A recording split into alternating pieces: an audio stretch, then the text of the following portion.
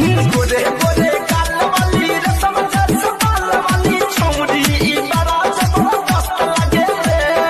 हिरनी जैसन चाल एकर रूप बकमाल एकर देखो ना माल बड़ी। होनवा पपतिया वाला हसे होनवा पपतिया वाला हसे कुछ खास नहीं होला करवा त फेरी रतिया में बरदा। ठोपे ठोपे चुआतावे पानी ए सैया रउआ कहाँ बानी तोहा से बताई का ये राजा कैसे बर्दाश्त करतानी बताओ। हम तो हाई पढ़ल ससुर जी अनपढ़ आपकी डॉक्टर मांगीला जहिया वाटर देवे ले टमाटर। कमर पक्का है नंबर लगैले बड़ा लागत पौआ राम के चढ़ैले बड़ा पहले से कहत रहू सुनाए सनम कहिया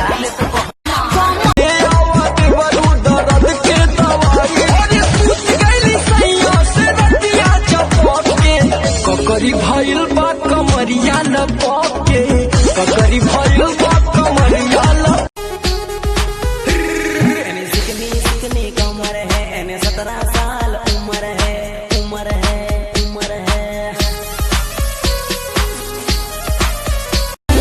बादल में समा जा।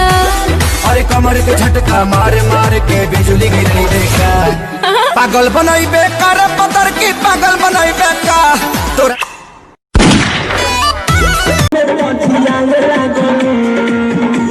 लगा के मार दम हमर बलम लगा के मार दम।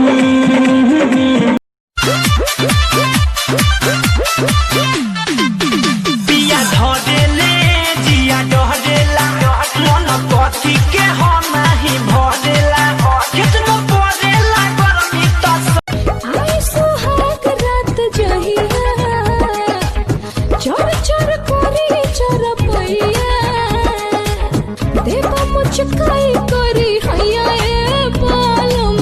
देवी पंडित जी तो पैसा उड़ावे लगल बाबू साहेब राइफल देखावे लगल सबे चुलिया निहारे मुड़ मुड़ के चलो चलो दोसर दुआर देखे।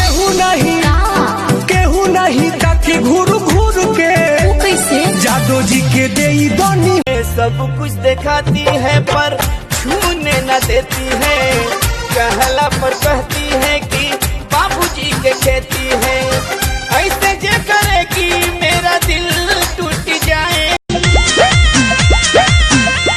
ए सोइया सोनावा कैसी करिया दिल्ली शहर से लइहा ए राजा सोनावा कैसी करिया नया बा उमर सिल पैक बजवानी सिल पैक बजवानी झाकले बा भीतर रिश्ता चू जाई पानी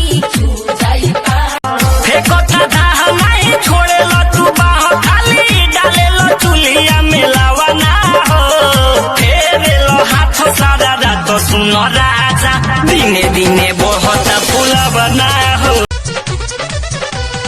पहिले वाली उ तो नहीं खेइया रवा अब तो बदल गइल बिया मदद से रहे मोबाइल पर बिजी हाथ से निकल लॉकडाउन कैले बड़े मोदी जी देश में सब लोग ओइजे रहे जे बजो न भेष में पुलिस के लागल पहरा।